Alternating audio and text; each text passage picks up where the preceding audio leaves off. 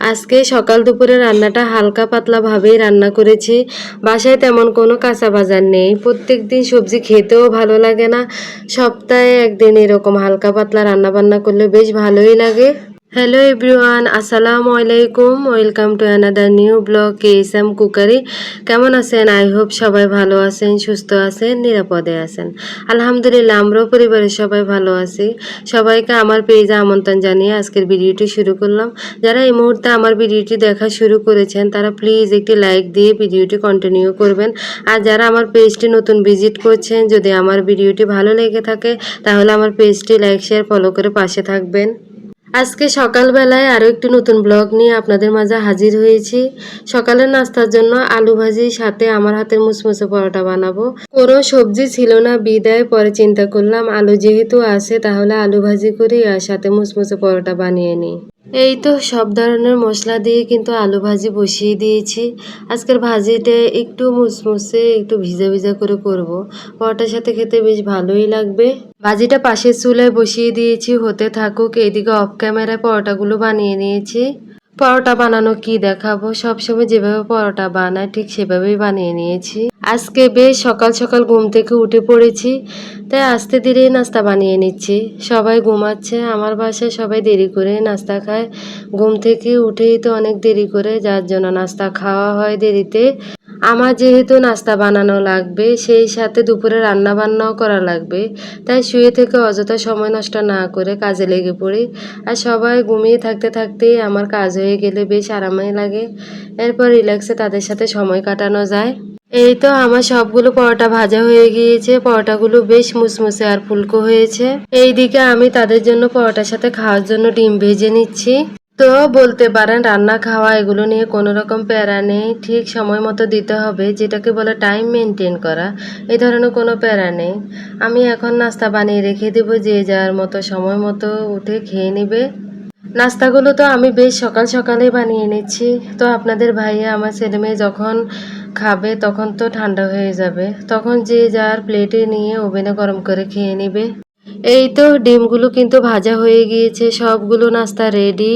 এখন ভাজিটা বাটিতে নিয়ে টেবিলে নাস্তা দিয়ে নাস্তা পর্বটা সেরে নিব। এখন অনেকেই বলতে পারেন স্বামী সন্তান ছাড়া আপনি একা একা কীভাবে নাস্তা করে নেন, অ্যাটলিস্ট তাদের জন্য তো অপেক্ষা করতে পারেন।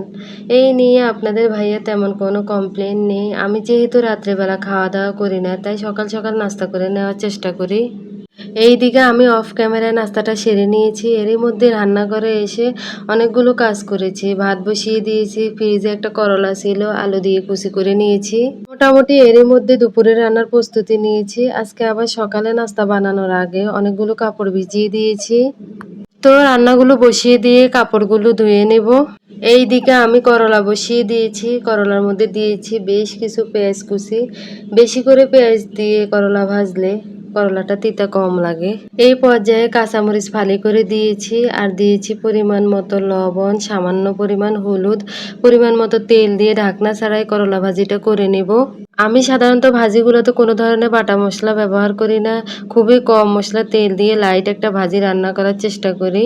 ভাত এবং ভাজিটা খুবই কম আঁচে বসিয়ে দিয়ে কাপড়গুলো ধুয়ে নিয়েছি। এই কয়েকদিন বৃষ্টি হওয়ার কারণে আমার ছেলে মেয়ের অনেকগুলো কাপড় জমে গিয়েছে। আজকেও তেমন রোদ নেই, আকাশটা মেঘলা হয়ে আছে, তবুও ধুয়ে নিয়েছি, বাতাসে যা শুকায়। বৃষ্টির কারণে বারান্দায় তেমন একটা আসা হয়নি। আজকে বারান্দায় এসে ফুলগুলো দেখে খুব ভালো লাগছিল। অন্য সময় এত ফুল দেখিনি, আজকে দেখি পুরো ঘাস ভর্তি হয়ে ফুল ফুটেছে, তাই কাপড়গুলো একপাশে রেখে মন ভরে ফুলগুলো দেখছিলাম। কাপড়গুলো না মিলতে মিলতে কিছু কথা বলি। আমরা অনেকেই মনে করি আমাদের নির্দিষ্ট কোনো বাড়ি নেই, তবে আমাদের ছাড়া কোনো বাড়ি সম্পূর্ণ হয় না। কোনো না কোনো ক্ষেত্রে সেই বাড়ি অসম্পূর্ণ থেকেই যায়। একটা নারী কিন্তু ঘরের সৌন্দর্য, তো নারী ছাড়া কোনো ঘর তো পূর্ণ হওয়ার কথা না। তবে এই ঘরটাকে পেতে গেলে আমাদের জীবনে অনেক যুদ্ধ, অনেক অশান্তি, অনেক কষ্ট পোহাতে হয়। অনেকের সাথে এরকমও ঘটে। সবার জীবনের চিত্র যে একরকম তা না। আমি শুনেছি একটা পুরুষের নাকি 3টা শখের নারী থাকে, তাই একটা হলো তার মা, আরেকজন হলো তার মেয়ে, আর শেষ নারীটা হলো তার স্ত্রী। তবে 2টা নারী কিন্তু একটা সময় তাকে ছেড়ে চলে যায়, তবে শেষ নারীটা কিন্তু তার জীবনে শেষ মুহূর্ত পর্যন্ত থেকে যায়। তবে শেষ নারীটাই কিন্তু সমাজে বেশি অবহেলিত হয়। তবে সেই বিষয়টা একটা পুরুষ বুঝতে পারে শেষ বয়সে গিয়ে, তবে তখন তার আর বুঝে কোনো লাভ নেই। আমাদের সমাজে অনেক অহরহ ঘটনা ঘটে, একটা পুরুষ একটা নারীকে যেভাবে মর্যাদা দেয় না বা দিলেও প্রাপ্য সম্মানটুকু দেয় না। তো এরকম ঘটনা কিন্তু আমরা প্রতিনিয়ত ফেসবুক অন করলে দেখতে পাই। আমরা মেয়েরা কিন্তু একটা প্রজাপতির মতো, আমাদেরকে বেশি জোরে চেপে ধরলে আমরা মরে যাব, ছেড়ে দিলে উড়ে যাব, তবে ভালোবাসা দিয়ে আগলে রাখতে হবে, আগলে রাখলে থেকে যাব।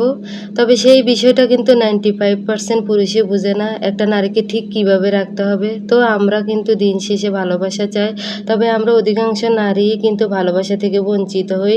দিন শেষে কেন জানি আমরা সংসারের বোঝা হয়ে যায়। এখন অনেকেই বলতে পারেন আপনার সাথে কি এরকম ঘটছে? আসলে বিষয়টা সেরকম না, আমি সব নারীর কথাই বলছি, অধিকাংশ ক্ষেত্রেই কিন্তু ঘটছে। সবাই পৃথিবীতে সুখী না, আবার সবাই পৃথিবীতে দুঃখীও না। তো যাদের খুব দুঃখ, যাদের খুব কষ্ট, এটা যদি আমরা মন থেকে ভাবি, দেখবেন আমরা নারীরা কিন্তু দিন শেষে খুবই অসহায়। তো একটা সংসারকে কিন্তু আপন করে নিতে সময় লাগে, সবাই কিন্তু সেই বিষয়টা বুঝে না। দেখবেন যে নারীর মনের ভিতর বেশি মায়া, বেশি মমতা, দিন শেষে কিন্তু তারাই খুব বেশি কষ্ট পায়।